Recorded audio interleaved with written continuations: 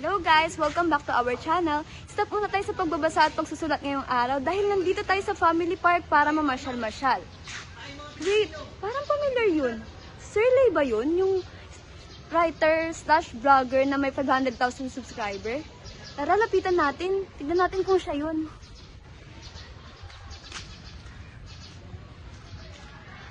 Hello po, Sirley! Ay, kayo! Oh, hello, kumusta? Hello po, ano po binabasa niyo po? Ito ba? Maganda kasi sa mga tula, ang title niya pala ay Priority Lane. Idol na idol ko po kayo, Sirley. Maraming salamat ha. Uy, Queenie, pasensya na. Nakita ko traffic kasi. Oh, sir, na ikaw ba yan? Yung writer/vlogger na may 500,000 subscribers sa YouTube? Ako nga. OMG, yun na idol ko, Sir Lay. Mga vloggers po kami na mahilig magsulat at magbasa. Na-inspire po kami sa inyo at nag-create po kami ng YouTube channel. Grabe naman, maraming salamat ha. Andito po kami ngayon para mag-collab po kaming dalawa. Maaari po ba namin kayo makakolab? Wala namang problema. Medyo busy lang ako pero para sa mga kapwa ko writers at vloggers, go lang. Ano kaya maaaring content? Aha! Maaaring magsalaysay tayo ng tungkol sa paborito nating nobela. Maganda yan. Alam niyo ba? Isa talaga sa mga paborito kong nobela ang Bulaklak ng City Jail ni Welhati Bautista. Akin naman yung lalaki sa dilim ni Benjamin and Pascual. Ano kaya yun sa akin? Dami ko kasing paborito eh. Ay, yung kay Segundo Matias na lang. Yung may lulumboy ang dulot ng digmaan. Maganda yun. Ayan, meron na tayong mga nobela. Siguro, maglagay din tayo ng teorya bilang gabay sa pagsasalisay natin ng mga paborito nating nobela. Gusto ko iyan. Siguro yung akin, eco-kritisismo at semiotika.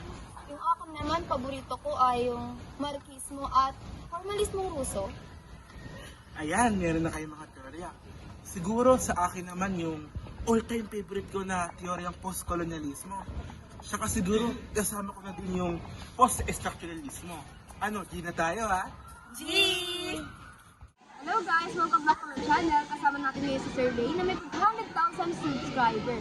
Ngayon ay tatalakayin namin ang aming paboritong nobela kasama na rin ang mga paborito naming teorya. Handa na ba kayo makinig? Siyempre, handang-handa na. Simulan na natin. Umpisahan natin ito sa nobelang Lalaki sa Dilim ni Benjamin M. Pascual gamit ang dalawang teoryang eco-kritisismo at semiotika. Bago muna yan, hihikayatin ko muna kayong masahin ang nobela. Huwag palampasin ang nobelang Lalaki sa Dilim. Ito ay isang makapangyarihang kwento ng pag-ibig, bisyo, karangasan, at pagbabago sa bawat pahina. Makikita mo ang pakikibaka ng isang tao sa kanyang moral na pagkukulang at kung paano nagkakaroon ng pag-asa kahit sa pinakamadilim na karanasan. Kung nais mong maunawaan ang lalim ng karakter, ang epekto ng lipunan sa tao, at ang halaga ng pagtubos, basahin ang akdang ito at damhin ang paglakbay mula sa dilim patungo sa liwanag.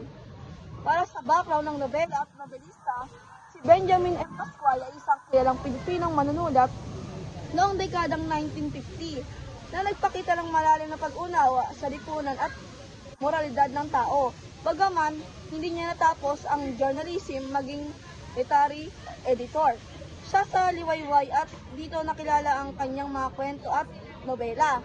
Ang nobelang Lalaki sa Dilim, inatlatha noong 1953, ay tumalakay sa bisyo moral ng pagkukulang at pagbabagong loob ng tao.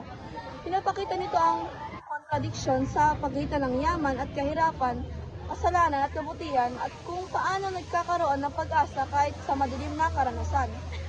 Para sa buod ng nobela, ang pangunahing tauhan si Rafael ay isang mayamang binata na kilala sa kanyang bisyo at babaero. Nakilala niya si Ligaya, isang bulag at mahirap na babae. At isa sa isang trahedya nangyari ang panggagahasa.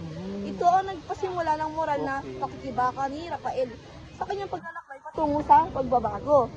Si Margarita, asawa ni Rafael, ay may lihim na relasyon sa iba na nagdulot ng komplikasyon sa buhay ni Rafael. Sa huli, nagbago si Rafael. Inamin ang kanyang mga pagkakamali at pinagtibay ang kabutihan sa kanyang buhay. Ang nobela ay nagtatapos sa pag-asa at pagtutuwid ng mali, na nagpapakita na may kakayahan ang tao na magbago at gumawa ng tama. Para sa uri ng kata, ang nobela ay isang reality show at existential na kata. Pinapakita ang totoong buhay, bisyo, karahasan at moralidad. Para sa existentialismo, binibigyan din ng kalayaan ng tao sa pagpili at ang kaakibat nitong responsibilidad. Romanticismo naman ang may halong pag-ibig at pag-asa ng dudulot ng pagbabago sa pangunahing tauhan. Para sa mga elemento ng katha, tauhan, si Rafael, unang-una bidang-bida siya dito. Pangunahing tauhan siya talaga, mayaman, babaero, nagbago sa huli. Pangalawa si Ligaya, bulag at mahirap, simbolo ng kabutihan at moralidad. Margarita, asawa ni Rafael, kumakatawan sa pagtataksil. Nick at Marina, kaibigan at asawa, simbolo ng tukso at karahasan. Don Benito, Alimsela, Seto, representansyon ng tradisyon at moralidad. Para sa tagpuan, club at bar, lugar ng bisyo at tukso siyempre. Buhay ni Rafael at Tinica, sentro ng pagbabagong moral. Bahay na yero ni Ligaya, simbolo ng kahirapan at kabutihan. Hotel, sementeryo, kulungan, nagpapakita ng hamon at hustisya. Para sa banghay, panimula, magpapakita ng bisyo at kabayaran ni Rafael. Pangalawa, suliranin, pagganghawa sa kay Ligaya at pagkasaksil ni Margarita at moral na hamon. Pangatlo, pasokdolan, paghaharap ni Rafael sa epekto ng kanyang kasalanan. Pang-apat, kakalakasan, pagkamatay ni Nick at Margarita at pagbabasto ni Rafael sa nakaraan. Siyempre sa wakas, pang huli, pag-amin ni Rafael bilang ama ng anak ni Ligaya at bagong simula sa buhay. Para sa tema, una, moralidad at pagbabagong loob. Pangalawa, pag-ibig at relasyon. Pangatlo, karahasan at hustisya. Pang-apat, lipunan at kahirapan. Sa paggamit ng teoryang pambatikan, una, semiotika.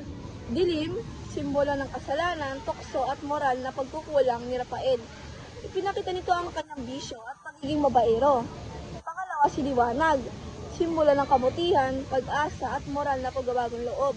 Ito ay naglalarawan ng pagkakataon na may tama ang mali at magbago. Pangatlo, bahay na yero ni Ligaya, simbolo ng kahirapan, kabutihan at moral na integridad. Pang-apat, Linika, simbolo ng pagtubos, pag-ayos ng mali at bagong simula sa buhay ni Rafael. Para sa huli, club, hotel at mansyon, simbolo ng tukso, bisyo at pangalib na kapaligiran ng mamamayan.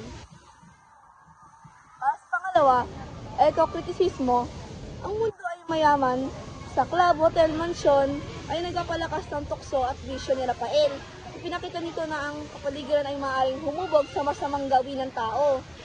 Ang mundo pa daw ay mahirap, bahay na yero ni Ligaya ang halimbawa dito, ay nagpapalakas ng kabutihan, moralidad at pakikibakalaban sa tukso. Ang interaksyon ng pangunahing tauhan sa kanyang kapaligiran ay nagkakaroon kung paano ang lipunan at kalikasan ay nakakapekto sa moralidad at mga desisyon ng tao. Kaya tingin ko ang pinaka-nagustuhan ko kasi dito sa akda ay ang malinaw na paglalarawan ng moral na pagbabago sa loob ni Rafael at kung paano niya hinarap ang kanyang nakaraan. Nakakatuwa rin na ang paggamit ng simbolo tulad ng liwanag at dilim na naglapit sa mambasa sa mensahe ng kamuti at kasamaan. Tumungo naman tayo sa pinaka-paborito kong nobela, Ang Bulaklak ng City Jail ni Luwalhati Bautista. Tumungo muna tayo sa nobela at saka sa nobelista. Ang nobelista o ang sumulat ng nobela ay si Luwalhati Bautista. Isa siya sa mga kilalang babaeng manulat dito sa ating bansa. Siya rin ang miyakda ng mga sikat na akda gaya na lamang ng dekada 70, Bata-Bata, Paano Ka Ginawa, tsaka ang Gapo.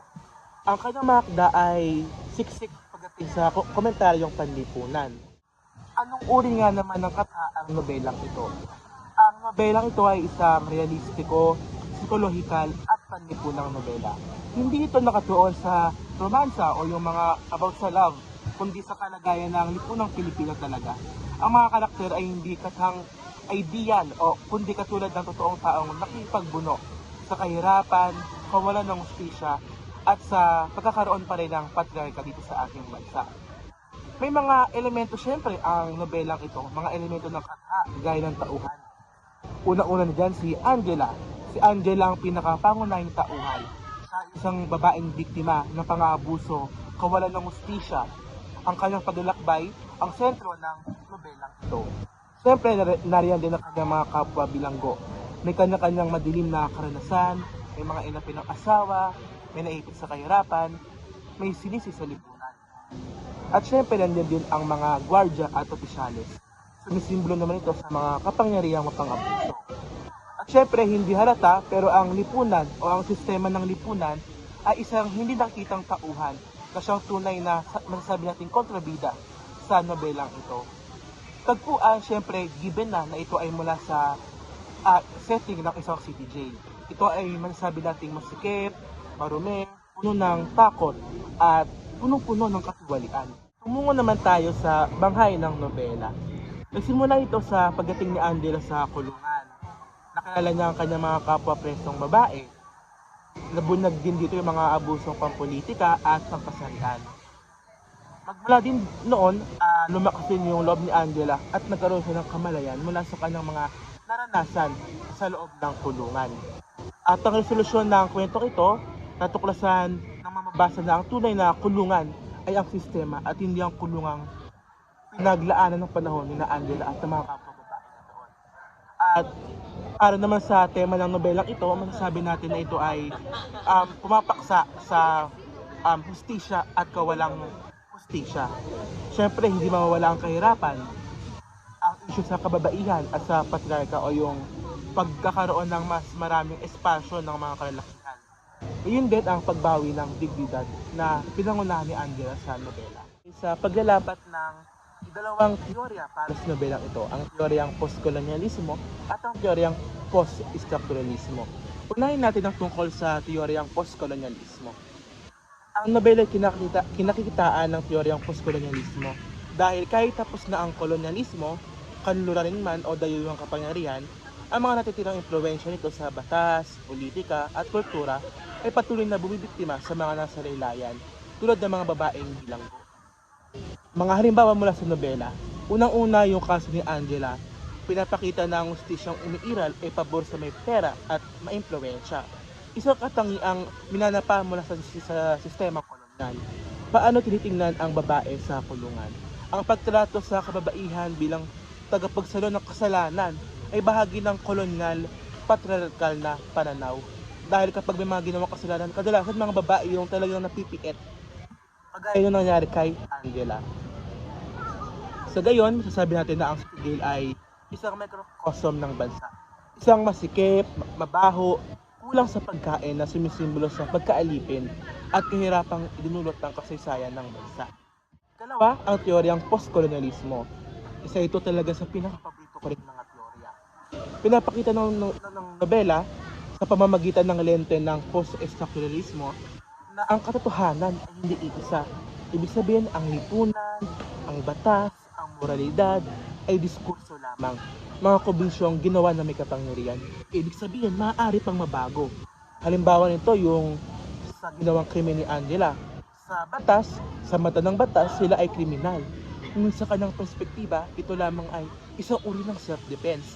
Para naman sa mga kapwa niya bilanggo, isa itong simbolo ng kababaihang lumalaban. Ibig sabihin, ang kahulugan ay laging nagbabago, depende sa nagsasabi. Para naman sa mga gwardya at sibil, pinapakita sila ng sistema bilang tagapagpatubad ng kaayusan. Pero sa totoong buhay at sa sitwasyon mga sa nobela, sila ay mapang-abuso, mandaraya at tiwali. Kumbaga, binabaklas ng akda ang ideyang ang kapangyarihan ay laging makatwiran. At syempre, ang city jail ay isa ring simbolo. Hindi lamang ito kulungan Isa itong istrukturang panlipunan na nagtatakda kung sino ang kriminal at disente. Kahit madalas ay baliktad ang realidad. Sa ganitong pagbasa, ang bulaklak ng city jail ay isang paghamon sa katotohanang ipinipilit ng lipunan. Panguli, gusto kong isalaysay ang mga nagustuhan ko sa akda. Marami ako gustong sabihin ng mga naging gusto ko sa akda dahil paborito ko itong nobela pero siguro i-summarize na natin para sa ating mga kapatid para hindi rin sila masyadong ma-spoil sa kung ano nga ba yung nasa kwento. Personal na nagustuhan ko sa nobela, unang-una yung graphical na paglarawan ng realidad. Hindi nagpanggap ang nobela na masaya ang mundo Ipinakita niya yung baho, yung sikip, yung takot at pang-api ng mga nasa kulungan. Ikalawa, nagkaroon ako ng lakas ng loob para may paglaban din yung feminism na yung, halimbawa, yung paglakas ng loob ni Angela, yung pag-unlad niya mula sa takot tungo sa paninindigan ay isa sa pinakamagandang bahagi. Kumbaga, itinayo niya ang kapangyarihan ng mga kababaihan. Ikalawa, yung pagkakapatiran ng mga bilanggo. Sa kabila ng hirap sa loob ng kulungan, may lambing, may komunidad. Naging malinaw na hindi sila masama, madalas sila ay may mga biktima, yung mga babae na sa loob ng kulungan na kasama ni Angela. Sumunod dito yung komentaryong panlipunan. Talagang magaling si Ruel Hati Bautista sa pagdating dito. Hindi sermon ng estilo ng nobela. Usang nararamdaman ang bigat ng sistemang politikal at panlipunang lumulunod sa kababaihan. Walang takot ang akda. Hindi nito kinukubli ang katiwalian, hindi nito tinatakpan ang karahasan, at hindi rin ito dinidiyos ang estado. At dahil dito, kaya naman ito ang naging pinaka-paborito ko nobela sa lahat ng aking mga nabasa. Ayan, maraming salamat sa pagbabahagi nyo sa kanila at sa akin. Ngayon naman, ako naman ang mag-share. Alam nyo ba, minsan may mga libro na akala mo simpleng pambata lang, pero pag binasa mo, ang bigat pala ng mga sinasabi. Kaya naman ngayong araw, bubuklatin natin yung isa sa mga paborito kong Filipino fantasy series na ang Moy Moy Lulumboy, Mga Dulot ng Digmaan. Hindi lang tayo basta magkukwento ha, i-share ko rin sa inyo kung bakit mas malalim ang aklat na to at gagamitin nating filter yung dalawang teorya para mas maintindihan natin kung ano ang formalismong Ruso at Marxismo. Kaya tara na, silipin na natin yung mundo ng Gabon at si Moymoy.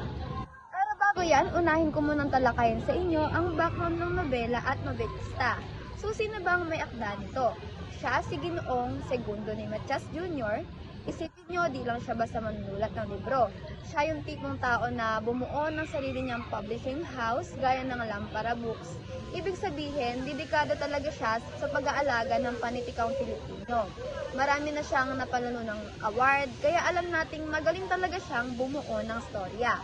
Ang Momoy Lulumboy, series at itong Mga Dulot ng Digmaan ng Book 4 ay paraan niya sa paggamit ng mga pamilyar nating nilalang na mitolohiyag, mga aswang, tikbalang, pero inilagay niya ito sa isang adventure na babasahin ng kabataan ngayon. Ito ay mismo aklat na Mga Dulot ng Digmaan ay inilabas niya noong 2017, isang taon lang matapos yung Book 3. Mabilis ng kasunod, kaya ramdam na ramdam natin yung pagpapatuloy ng istorya. Okay, diretso na tayo sa kwento. Konting spoiler lang, warning lang kung di pa kayo tapos sa Book 3 ha. Naiisip natin na ang pagbuha ni Moymoy yung ginto ng buhay sa Book 3. Tapos na ang problema. Kaso hindi dito sa Book 4, lumalabas yung tunay na bigat na Mga Dulot ng Digmaan. Nananatili pa rin yung sumpa, tapos yung buwan nagiging kulay dugo. Sobrang simboliko, di ba? Nagkakagulo ulit ang nangyayari. Imbes na mag-celebrate sila, nagturuan na sila kung sino ang may kasalanan. At si Moymoy yung napaggundunan. Ang buod talaga ng aklat nito ay tungkol sa aftermath. Ano ang nangyayari pagkatapos ng putukan, yun ang sinasagot ni Matias Jr. dito. So, anong uri kaya ng katha ito? Siyempre, ito ay isang fantasy fiction for young adults. Alam kong marami sa atin ang nagbabasa ng mga foreign fantasy novels tulad ng Harry Potter o Percy Jackson na maganda rin naman. Pero sana, bigyan din natin ng pansin ng sarili nating panitikan. Ang seryeng Moy Moy Lulumboy ay patunay na mayaman ang imahinasyon ng Pilipino at kaya nating makipagsabayan sa mga world-class na kwento. Kaya naman, kung naghahanap kayo ng bagong babasahin na puno ng adventure, misteryo at may malalim na aral tungkol sa digmaan at pagkakakilanlan, silipin nyo ang aklat na ito. Sa pinakamalapit na bookstore o online shop, suportahan din natin ang ating Philippine literature. Mas maganda kung sisimulan nyo sa Book 1, pero kung matapang kayo, pwede na kayong dumiretso sa Mga Dulot ng Digmaan. Ngayon, dito naman tayo sa pag-uugnay sa teoryang pampanitikan. Dito ay medyo malalim ang pag-usapan. Gamitin natin yung dalawang teorya. Huwag kayong mag-alala dahil hindi ako magtuturo na klase ha. Chill lang tayo. Una, ang formalismong Ruso. Yung formalismong Ruso ay basically sinasabi niya na tignan mo lang yung libro mismo. Yung structure niya, paano ginamit ni author yung salita. Ang ganda ng paggamit ni Matias Jr. sa defamiliarization. ito yung ginagawa niyang bago yung sa tingin natin na parang luma na. Sino ba naman ang mag-aakala ng mga aswang at manananggal ay pwedeng maging bida at may pamilya? Binago niya yung forma ng nakasanayan nating monster stories. Ang galing niyang maglaro ng wika at sa expectations natin. So next naman, yung marxismo. Yung marxismo naman, ito yung teorya na tumitingin sa power struggle, sa mayaman versus mahirap, o yung mga nasa itaas versus yung mga ordinaryong tao. Sa moy-moy, kitang-kita nito sa mga dulot ng digmaan, sinasalamin yung mga tibaro, yung isang grupo ng tao na inaapi. Yung digmaan ba ay dahil lang sa kontrol sa kapangyarihan o yung ginto ng buhay? Sinasabi ng marxismo na yung nagdurusa sa digmaan ay palaging yung mga nasa ibaba, habang yung mga nasa itaas ay nagdedesisyon. Napaka-relevant, di ba? Ayan, sana nagkaroon kayo ng bagong pananaw sa Moy-Moy Lulumboy, mga dulot ng digmaan. Kita nyo, ang panitikang Pilipino natin ay hindi lang basta-basta mayaman, ito sa kwento at pwede nating pag-isipan ng malalim gamit ang ibang-ibang lente. Bago tayo magtapos, gusto ko kayong hamunin. Suportahan natin ang sarili nating panitikan. Kung naghahanap kayo ng bagong babasahin na puno ng adventure at may malalim na aral, silipin nyo na ang aklat na ito sa pinakamalapit na bookstore. Available din siya online. Ano sa tingin nyo? May iba ba kayong nakikitang tema? I-comment nyo lang sa baba. At syempre, may bonus pa kami ni na Maxine at Sir Lay. Paano nga kaya kung pag-ugnay-ugnayin natin ang mga teorya ang aming napili? Alam niyo ba mga ka-guys? Pwedeng-pwede pa din. May ugnay ang formalismong Ruso at Marxismo sa mga teorya ni Maxine at ni Sir Lay dahil pare-pareho din ang tinitingnan kung paano nabubuo ang kahulugan ng isang akda. Ang formalismong Ruso ay nakatuon sa anyo, wika at simbolo ng teksto na makikita rin sa semiotika at ekokritisismo ni Maxine. Dahil sinusuri nito ang mga tanda at ang representasyon ng kalikasan sa loob ng kwento. Samantala ang Marxismo naman ay tumutalakay sa kapangyarihan, pang-aapi at tunggalian sa lipunan na malinaw na kaugnay ng post-kolonyalismo at post-strukturalismo ni Sir Lay, na kumekwestiyon sa dominasyon at sa kung sino ang may kontrol sa tinatawag na katotohanan. Based din sa shinare ni na Maxine at ni Sir Lay tungkol sa kanilang mga paboritong akda, may uugnay ko ang formalismong Ruso at Marxismo sa Lalaki sa Dilim ni Benjamin M. Pascual, 1953 at Bulaklak sa City Jail ni Walhati Bautista, 2006. Makikita ito sa paraan ng paggamit ng wika, simbolo at estruktura ng kwento, pati na rin sa kung paano ipinapakita ang mga suliranin sa lipunan, tulad ng pang-aapi at hindi pagkakapantay-pantay. Sa Lalaki sa Dilim naman, malinaw naman yung pagtuon sa damdamin at karanasan ng tauhan sa nobela. Habang sa Bulaklak sa City Jail, makikita ang kritikal na pagtingin sa lipunan at tunggalian ng kapangyarihan. Sa ganitong paraan, parehong naipapakita ng mga akda ang lalim ng mensahe at ang koneksyon ng anyo at nilalaman. Ayan, idagdag ko lamang ito sa sinabi ko at shinare ko sa inyo kanina. So alam nyo ba na ang tema ng Moy-Moy Lulumboy, mga dulot ng digmaan, Book 4 ay may mga temang tumatalakay sa masasamang epekto ng digmaan tulad ng maling paratang, kawalan ng tiwala at ang patuloy na pakikibaka para sa katarungan. Sa kwento, sina Moy-Moy at ang kanyang kapatid na si Alangkaw ay patuloy na naglalakbay upang maibalik ang gintong ninakaw mula sa kaharian ng Gabon at mapawi ang sumpa. Bagamat naibalik na ang ginto, napag-alamang may nawawalang piraso, kaya inakusahan si Moy-Moy ng pagnanakaw. Sa gitna ng kaguluhan at pagdududa ng iba, ipinakita niya ang tapang at katapatan upang ipagtanggol ang kanyang inosente at ipaglaban ang katarungan na gusto niyang makuha. Ang pangunahing tauhan dito ay sina Moy-Moy, Alangkaw at habang ang mga antagonista naman dito ay ang mga mitolohikal na nilalang.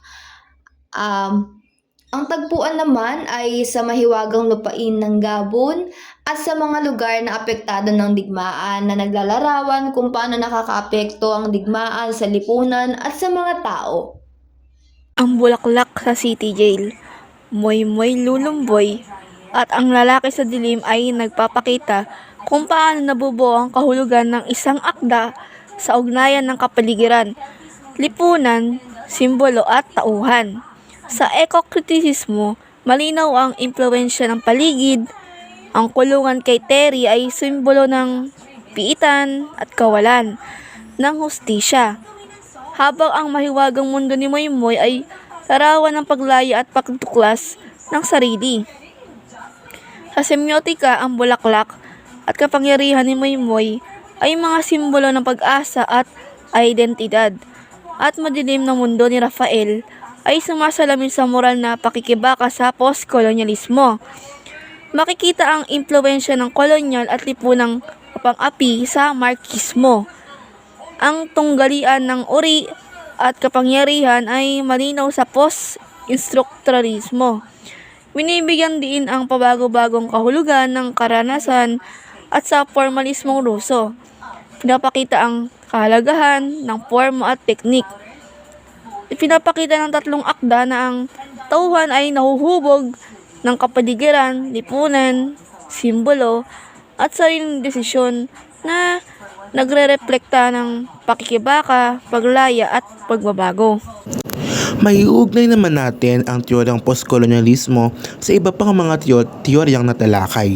Una na riyan ang ekokritisismo, sapagkat pareho nilang maaaring suriin kung paano inaangkin, sinasakop o binabago ng kolonyalismo ang ating kalikasan. Maiugnay rin natin ang teoryang postkolonyalismo sa semiotika dahil ang kolonyal na kapangyarihan ay madalas gumagamit ng mga simbolo, wika at representasyon upang kontrolin ang imahe ng mga katutubo. Ikatlo, mauugnay rin natin ito sa teoryang Marxismo sapagkat ang kolonyalismo ay isang sistemang pang-ekonomiya na nakaugat sa pagsasamantala ng labor at ng yaman. Ikaapat, ang formalismong Ruso. Bagamat masasabi natin nakatuon ang formalismo or teoryang formalismong Ruso sa estruktura, maaaring iugnay ang postkolonyalismo dito sapagkat sinusuri nito kung paano ginagamit ang wika, pananaw at estruktura upang ipakita ang tensyon sa pagitan ng kolonisador at kolonisado. Ang aking ikalawang teorya na teoryang post-structuralismo ay may ugnay naman sa ekokritisismo dahil ang post-structuralismo ay nakatutulong sa pag-unawa ng kalikasan ng isang konstruktorin, hinuhubog ng wika at ng diskurso. Ikalawa ang semiotika dahil idinadagdag ng post-structuralismo ang ideya na laging dumudulas ang kahulugan. Kaya ang mga simbolo sa akda ay walang iisang pagbasa. Ibig sabihin, napakadaming kahulugan.